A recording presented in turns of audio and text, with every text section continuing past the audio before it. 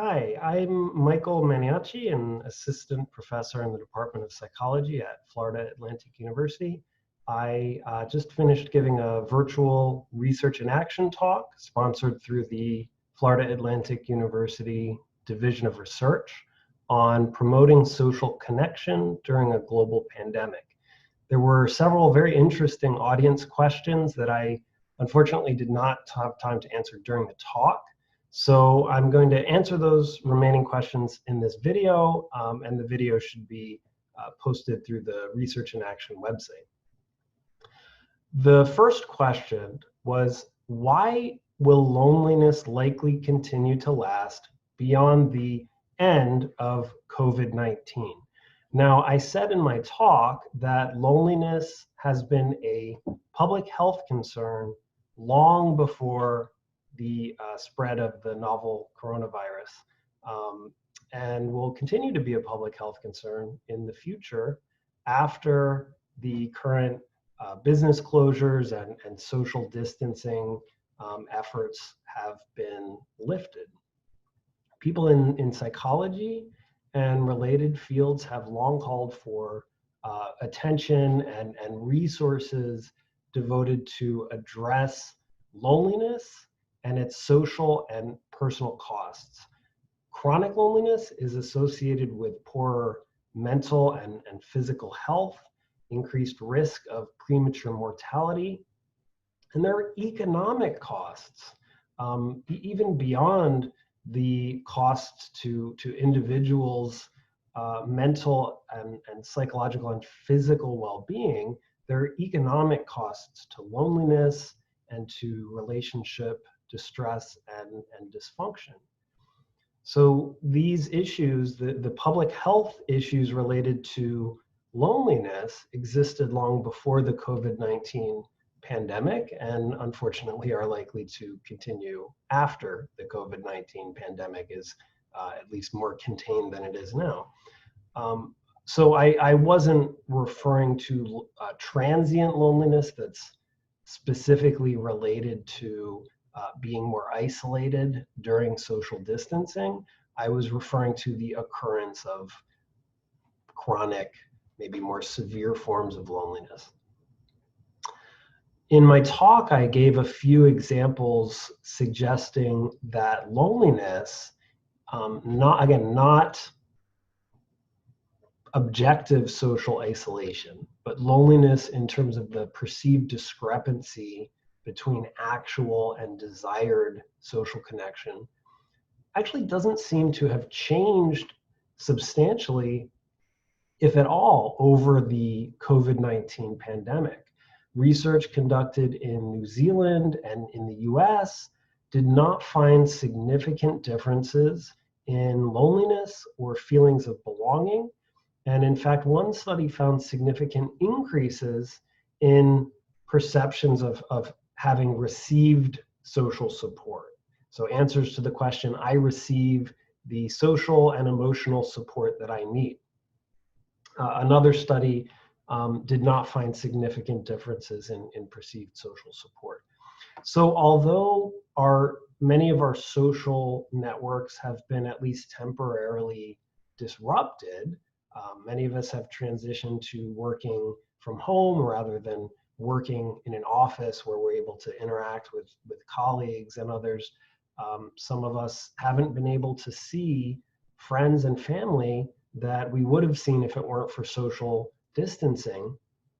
So our social networks have been sort of disrupted, and generally the kind of quantity of our social contacts may have decreased. But I think the jury is still out on whether that has led to substantial shifts in subjective experiences of loneliness. In fact, some studies suggest that loneliness has not significantly increased over the time of this global pandemic and social distancing and so on. This is a little different, but other research has looked at whether more broadly we're experiencing a loneliness epidemic. So many people have suggested that loneliness is increasing over time, maybe among older adults.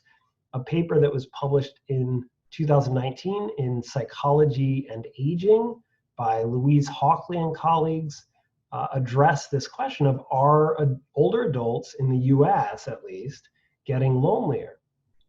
And they conclude that they did not find evidence consistent with the idea that older adults in the baby boomer generation, for instance, are significantly lonelier than other groups, or that loneliness has increased over the last decade.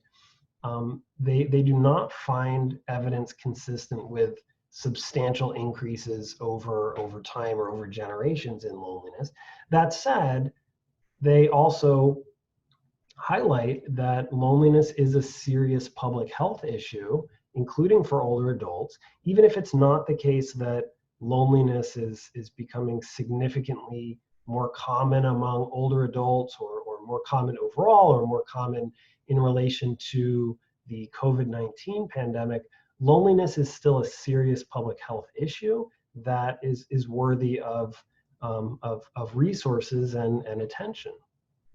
But it may not be the case that older adults are lonelier now than they were in the past, and it may not be the case that loneliness has substantially increased on average during social distancing and the spread of this global pandemic. Now, even before COVID-19, around 8% of people are frequently identified in research and surveys and nationwide polls as experiencing what you might consider more severe forms of chronic loneliness. And a few polls conducted since COVID-19 seem to show maybe similar proportions of people experiencing what we might consider more severe chronic forms of loneliness. So again, even if loneliness hasn't increased, it's long been a serious public health concern. So what can we do about loneliness? At a broader societal level, I think raising awareness for loneliness as a serious public health concern is important. There have been some efforts to advocate for addressing loneliness. If you're interested in looking into this, these websites also have resources for individuals in the general public about loneliness and how we might try to minimize the effects of loneliness. One website is the campaigntoendloneliness.org, or if you search for Campaign to End Loneliness, they focus primarily on older adults. Another website is endsocialisolation.org. At a societal level, I think raising awareness of why loneliness is an important public health issue to address, and supporting policies, ensuring that we have resources available to help older adults and others stay socially connected, training older adults to use technology to stay connected, supporting interventions, social services that might help people stay connected, and so on. So what if you're feeling lonely? Well, first, loneliness isn't the same as depression or anxiety, but they often come together. So one of the things I wanted to address is, if you are experiencing mental health issues, if you're feeling extremely lonely or depressed or stressed, and you don't feel capable of coping with those experiences yourself, I'd strongly recommend that you try to talk to a mental health professional, a clinical psychologist, a licensed counselor. If you have health insurance, you could ask your health insurance company for a list of providers that you can contact.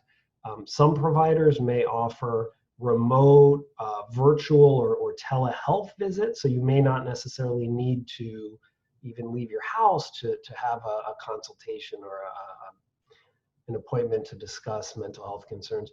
You can also try talking to your primary care physician. The American Psychological Association also has resources on their website If you go to apa.org/help center, they have resources that might help you find a mental health professional and some guides related to coping with COVID-19. If you're feeling lonely in particular, I think it's important to keep in mind that loneliness is a common human emotion. And as I discussed in my talk, loneliness arguably is functional from an evolutionary standpoint. There's a reason loneliness exists. So I'd encourage you to try to interpret it as some meaningful information. If you're feeling lonely, that's a sign that there's a discrepancy between the social contact that you desire and your actual social contact. So reflect on what that feeling might represent. What do you feel is missing from your social network or social contact? Do you need to spend more time with friends or family? Are you in a relationship or interacting with someone regularly where there are sort of severe problems or conflict? And if so, could you address those either yourself or by seeking the help of a professional, maybe a couples counselor if you're dealing with serious intimate relationship issues or intimate partner violence? Could you stay connected with friends virtually? There are safe ways that we can stay connected with people. We don't necessarily need close face-to-face contact to meet our need for belonging and to prevent loneliness. Now, virtual interactions may not necessarily be as effective in some ways or won't feel the same as an in-person face-to-face interaction, but we can stay connected with people safely through technology. So reach out and connect with people, check in with friends, family, loved ones, schedule virtual hangouts. I attended recently a virtual first birthday party for a family member. Schedule virtual holidays and birthday celebrations, watch a movie together with someone through Netflix and talk to each other about what's going on with the movie. There are a lot of creative ways that people can use technology to stay connected safely without violating these social distancing guidelines. I'd also encourage you to engage in self-care. Loneliness usually is a sign that there's something that isn't meeting your need for belonging, but I think it's also helpful and probably necessary to take care of yourself. Exercise, eat healthy, try to maintain a routine. I think it's important to stay informed, but I think it can be unhealthy to constantly and maybe compulsively focus on every negative news story. Stay informed, but try to keep some balance and routine in your day. And I also want to point out, I didn't mention this in my talk, but our need for belonging and for close personal relationships, often we meet that through specific close relationships, but there are other ways that we can stay connected. Community engagement, volunteering, trying to contribute to community or societal programs or activities. If you'd like to start a community social group, maybe a virtual book club, something that would allow you to connect with people and kind of safely engage in a hobby, that's something you might consider. If you're the member of a religious institution, many religious institutions are trying to organize virtual events to allow people to safely connect during social distancing. And you might also consider reaching out to other people who may also be feeling lonely and disconnected or need some source of social support that might help you and them, especially if you can do it while maintaining the social distancing guidelines. Another question is, what is the impact of severe isolation, such as forced solitary confinement in prisons, on long-term mental health? And what can that tell us about isolation in the general public? So in my talk, I discussed the idea that people have a fundamental psychological need for belonging. And one way in which research supports the idea that we have a basic psychological need to belong is that when that need is thwarted or not sufficiently met, there are strong negative effects on our emotional and psychological well-being and our physical health and physical well-being. So there's a pretty large body of work showing that there are consequences of not having an adequate social support network, not having people that you can turn to for help or support. People without an adequate support network tend to experience more stress. In part, that might be because when they're stressed, they don't have someone to help them cope with that stress. But also there seems to be something additional about just perceiving that you don't have a support network to turn to. Even if you don't actually receive support, knowing or feeling like you have people to turn to seems to minimize stress. Or on the other hand, there seems to be something uniquely stressful about perceiving that we don't have someone to turn to. People without an adequate support network experience poorer physical health, increased risk for mortality. Also, I didn't mention this in my talk, but there's research suggesting that people who report not having a social support network, not having someone they could turn to for help, also have poor immune functioning. So some evidence suggests that lacking an adequate support network might actually increase our susceptibility to infection and interfere with our ability to recover from infection. Now, maintaining social distancing is crucial to prevent the spread or slow down the spread, at least, of COVID-19. But there is reason to believe that if people feel too isolated or feel like there isn't someone to turn to, which isn't the same as social distancing, that could potentially increase their susceptibility and interfere with their immune functioning. I don't know of research looking at the context of COVID-19 specifically, but there is research linking lack of social support and other aspects of social functioning or belonging to poor immune functioning. And also poor mental health as well.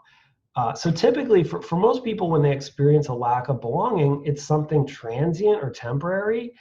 If you're feeling temporarily lonely, maybe because you haven't connected with a friend or family member in some time, if you're just feeling left out or rejected after a specific negative interaction, usually there's something that you can do about that. People are often able to cope pretty well with those transient and very common experiences of momentary hurt feelings or momentary feelings of exclusion or loneliness. So you might be able to call friends or family member, go out and try to meet new people in some way. Try to address whatever may have led you to feel excluded.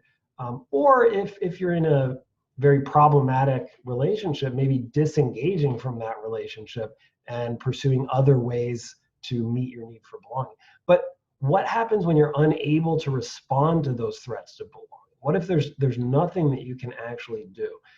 Researchers often differentiate between those transient, temporary threats to belonging that are very common and that are often quite manageable, and more chronic experiences of loneliness or exclusion or so on.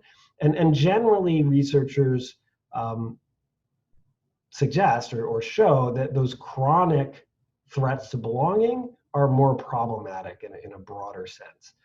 So the question that was asked was specifically about severe isolation, such as forced solitary confinement in prisons. That's different in several ways than more common forms of loneliness or other more common threats to belonging. Social isolation in the sense of solitary confinement is severe. It may involve cutting off any kind of meaningful social contact. In some supermax prisons, prisoners may spend nearly the entire day in essentially total isolation. At least that's my understanding. And also in the context of forced solitary confinement, there may not be any opportunity to reconnect or to connect to other people. There may not be anything you can do. So what does that tell us about isolation? First of all, I think the fact that solitary confinement is considered the most severe form of punishment, that in and of itself highlights the importance of belonging. In terms of the effects of solitary confinement, that's not something I've studied extensively, but my understanding is that solitary confinement is associated with negative outcomes for adult prisoners, such as more severe mental health problems, depression, anxiety, paranoia, potentially increased aggression. Now, this is something that's difficult to study using well-controlled studies that follow ethics guidelines. So we can't ethically randomly assign some people to experience solitary confinement and other people to not experience solitary confinement. There's maybe some animal research that's sort of analogous to that, but it's not the same as solitary confinement for humans. So there might in some cases be pre-existing differences. Some inmates might be more likely to end up in solitary confinement than others, but in any case, my understanding is that solitary confinement is linked to more severe mental health problems among adults, and that those negative consequences might be particularly severe for juvenile offenders. The American Psychological Association has in the past supported legislation to restrict solitary confinement for juvenile offenders. In 2017, a representative from APA wrote to a senator about this legislation and pointed out that juvenile offenders are often still developing, and they might be more at risk to some of the severe consequences of social isolation. And there's some research suggesting that among youth, solitary confinement may be associated with increased risk of, again, severe mental health issues, depression, anxiety, PTSD, more aggression, and potentially increased risk of self-harm or even suicide. Again, this is not my main area of focus. This is what I know mostly from other resources that I've glanced on. So the next question, are you aware of any research about how the need for proximity or autonomy influences relationship satisfaction during this social distancing period? I'm going to come back to this idea of the need for autonomy, but I think I'd like to respond more generally in terms of how are close relationships influenced by social distancing and some of the other stressors related to COVID-19 and this global pandemic. And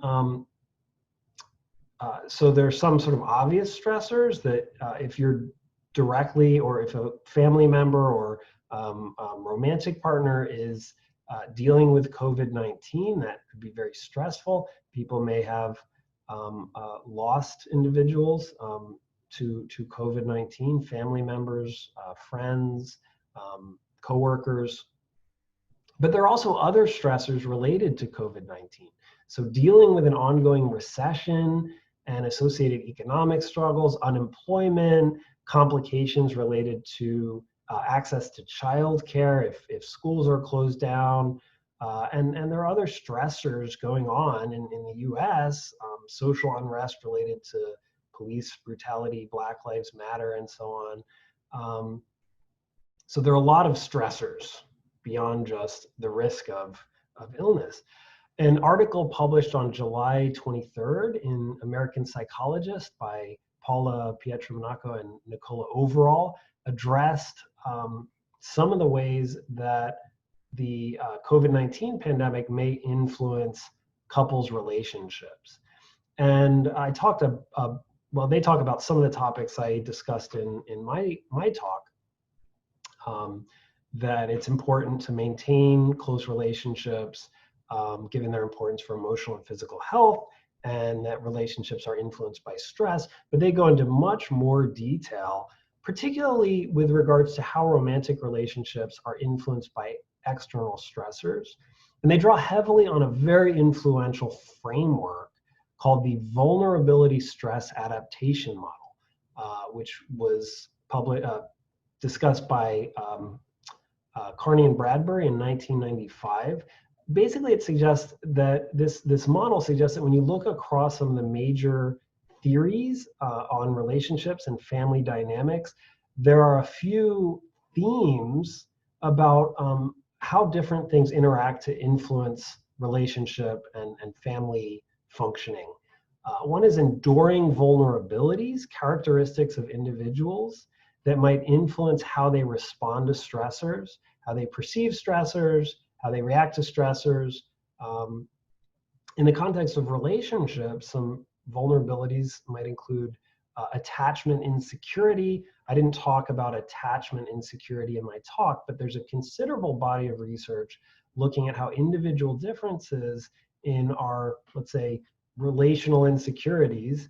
To oversimplify this dramatically, if you've ever thought of someone as clingy or sort of preoccupied, or sort of hyper focused on potential signs of rejection, that's one type of attachment insecurity. Or if you've ever thought of someone as sort of avoidant or dismissing, uncomfortable with emotional intimacy, that's another type of attachment insecurity. That's a vulnerability that influences how people respond to relationship threats or respond to threats in the context of a relationship. Other vulnerabilities might include things like your ability to regulate your emotions and behavior and so on.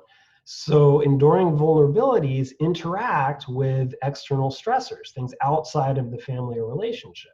So we're dealing with the threat of illness, dealing with the stressors related to confinement and isolation, sickness, bereavement, potentially economic stress, job loss, dealing with childcare. These are severe stressors that might influence some people more than others, in part as a function of their vulnerabilities that they have. And the other aspect of the vulnerability stress adaptation model is adaptation. This refers to things that might help couples adapt to stressors. So adaptive processes in the context of relationships might include responsive support. In my talk, I spoke about the importance of responsiveness and perceived partner responsiveness, affection and warmth, not being negative and hostile, trying to have some shared positive activities, even though our options might be limited during lockdown. In this article, they also talk about how we might mitigate some of these negative effects. They talk about potential public policy and practical supports. So one of their points in this article is that the effects of these stressors on couples might go beyond, for many couples, might go beyond just, can they deal with conflict effectively? So the best way to address these issues in terms of relationship dysfunction and coping with stress would be supporting some of these, trying to address some of these stressors through policy and practical supports. Things like offering resources for employment, economic support, health resources to ensure people can access healthcare, maybe childcare resources. Once, if you're looking at someone who's maybe not struggling as severely with some of those practical issues, then more sort of traditional couples therapy interventions could be helpful. Teaching effective and adaptive communication skills, avoiding criticism and hostility, not avoiding conflict, but trying to engage in conflict in a way that will result in kind of effective problem solving. And again, offering responsive support. Now, responsive support can be tricky because sometimes offering too much direct support actually isn't responsive. Sometimes people react negatively to too much direct, overt support.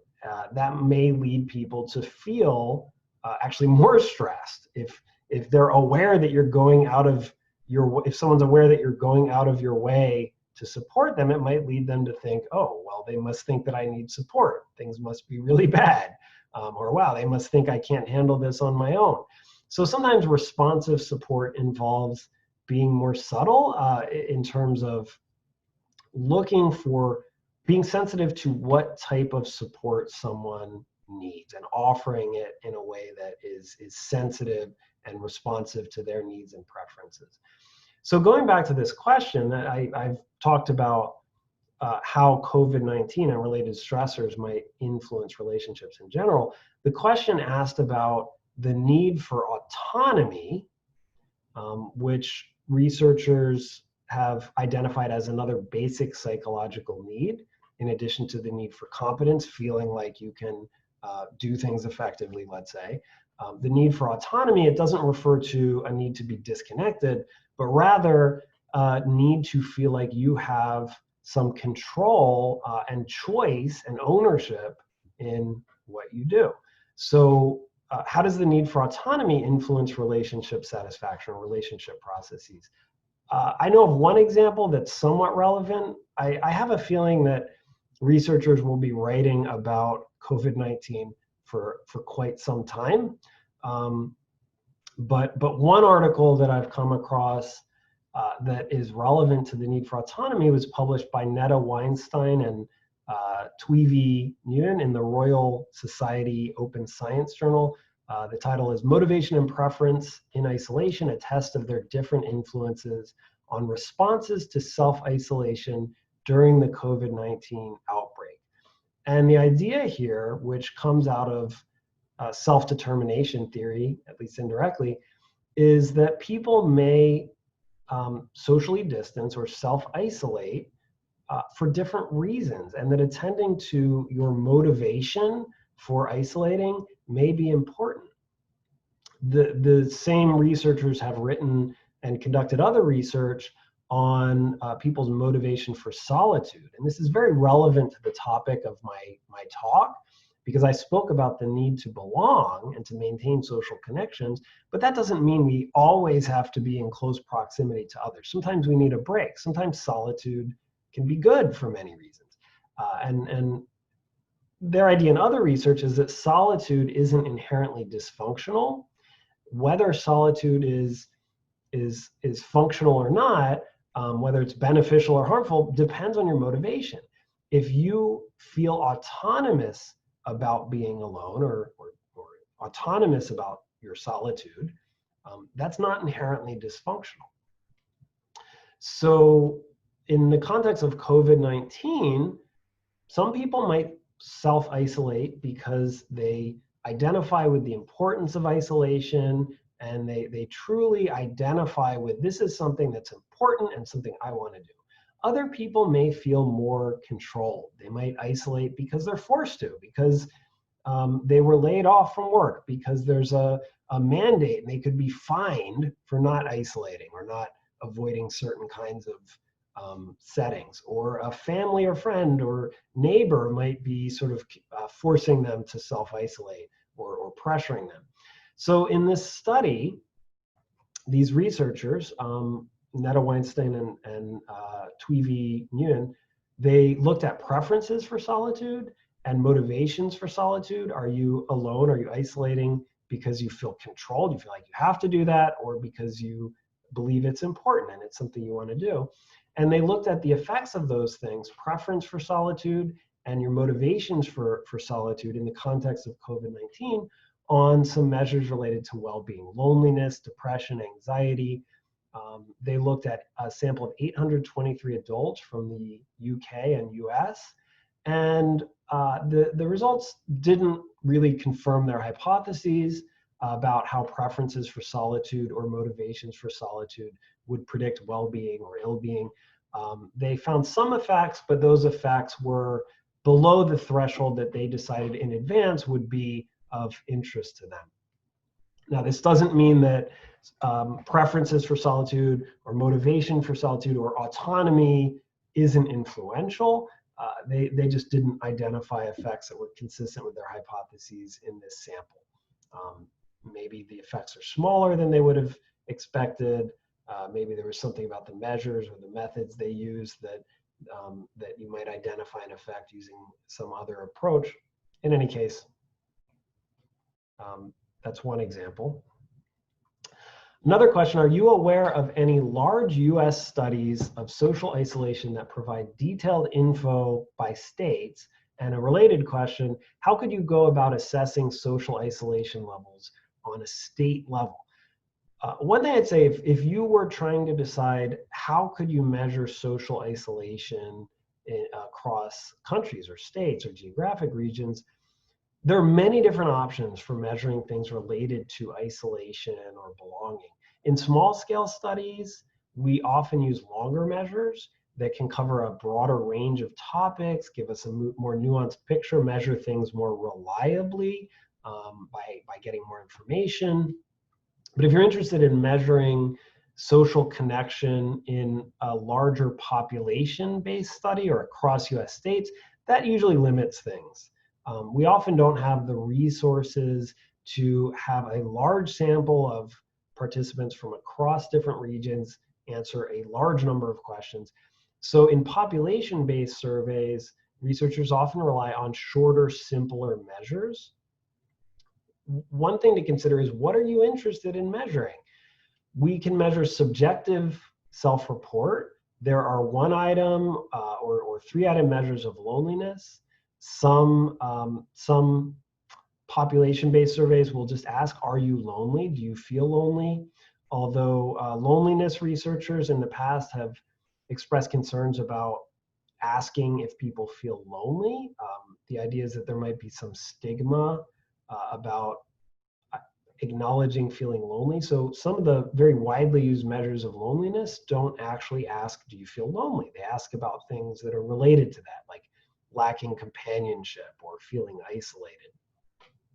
We could also look at the quality of relationships, marital satisfaction or distress. And then we can look at what are sometimes referred to as structural measures of relationships, things like marital status. Are you living alone or with other people?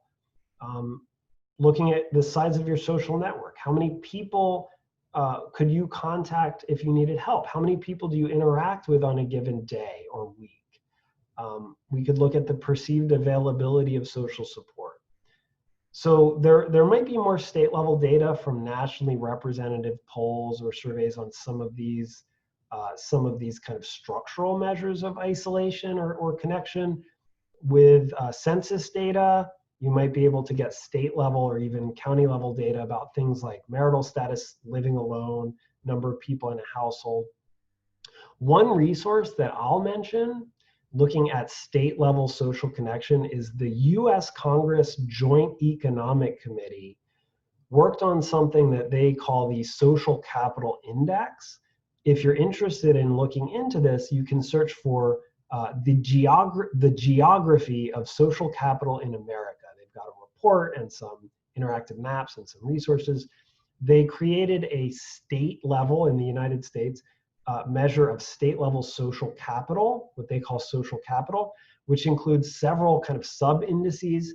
One is family unity, which looks at marriage, children in single parent families. One they call family interaction, how much time do kids spend reading with someone or watching TV or using a digital device.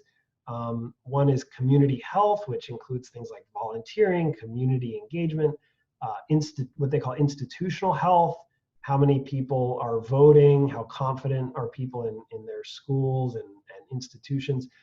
And probably closest to the topic of my talk, social support. So they included some data available at the state level on things like the percentage of people who report that they get the emotional support they need, the average number of close friends people report having, the percentage of people who report that they do favors for a neighbor, the percentage of people who report that they can trust their neighbors, and they combine this into a state level index of social support by the way, Florida and New York are closer to the bottom end out of the 50 states, according to this report, but you can look into the detail. If you have trouble finding it, feel free to email me. I can send you a link. They also have a county level social capital index, but it doesn't include those social support measures. It's focused more on the sort of community institutional connection aspect of things. The last question is, how do you project we will emerge changed psychologically as a result of this isolation and disconnectedness vis-a-vis COVID? That's a very interesting question. Also a question that's very difficult to answer given the unprecedented nature of COVID-19, social distancing, and all the associated social issues that come along with that. I think that we'll see a lot of research over the next decade that ends with during social distancing, during COVID-19. This is going to be an ongoing topic in psychology and other fields. I think we probably need more data and more sort of rigorous research looking at how people are reacting and looking at some of the long-term implications. One of the things I'd like to say first is, in terms of psychological distress, if you or a loved one is experiencing severe psychological distress, if you're having suicidal thoughts, there's the Suicide Prevention Lifeline in the US. You can dial 1-800-273-TALK or 1-800-273-8255, or visit suicidepreventionlifeline.org. Or if it's an emergency, dial 911 in the US. If you're experiencing mental health issues that don't involve suicidal ideation, I'd encourage you to talk to a mental health professional, clinical psychologist, licensed counselor. Reach out to your health insurance for a list of providers, or contact your primary care physician, or visit the American Psychological Association website. They have some resources for finding a mental health professional.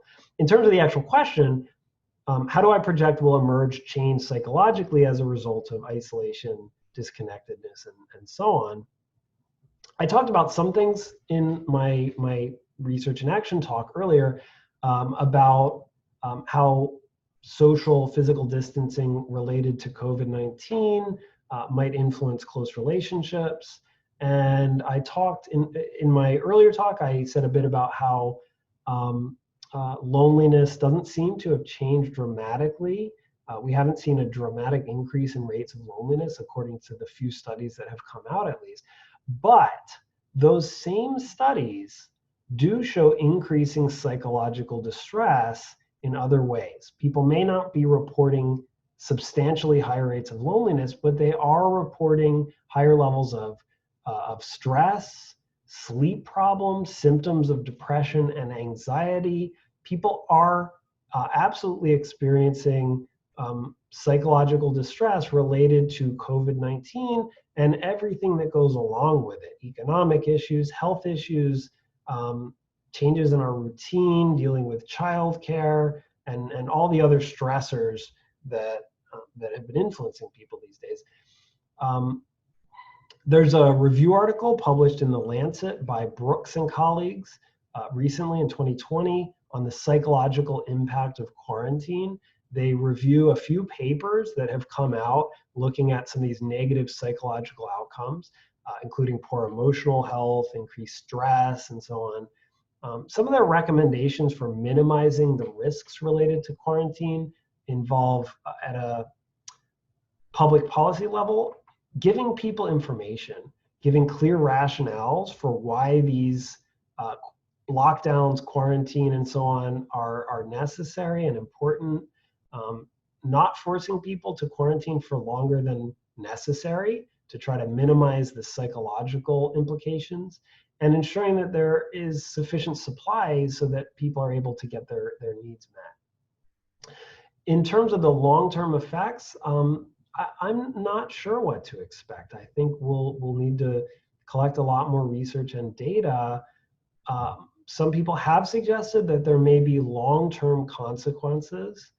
And I think another open question is the implications for child development. That's something that, in terms of long-term implications of social isolation and stressors and so on, I think that remains to be seen. My own speculation is that many people will experience elevated levels of stress, fatigue, symptoms of anxiety and depression, but many people will be able to cope with those effectively, or at least eventually recover or seek resources that will help them recover. But some people may experience much more severe negative consequences in terms of psychological well-being, mental health. This is speculation, but some at-risk groups, like people who experience more severe stressors in terms of health complications or the loss of a friend or family member, or economic or financial stressors, maybe healthcare workers, kind of frontline workers, people who are unemployed for prolonged periods of time. I would speculate that they're likely to experience more severe, maybe long-term psychological complications. There's another article that's been published recently in American Psychologist by Nadine Kaslow, referred to as the title "Flattening the Emotional Distress Curve," where they suggest kind of a framework for, at a public policy level, how we can try to manage the behavioral health impacts of COVID-19.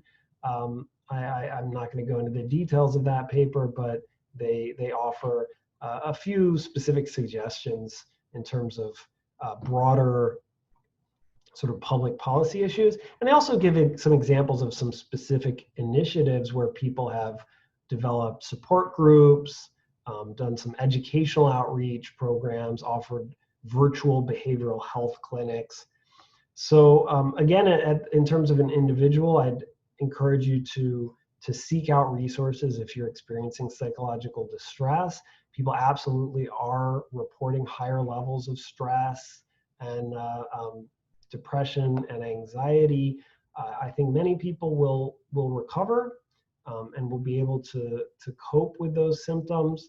But if you are experiencing severe psychological distress, please reach out to a mental health professional. I think that's it for now. Thank you for listening.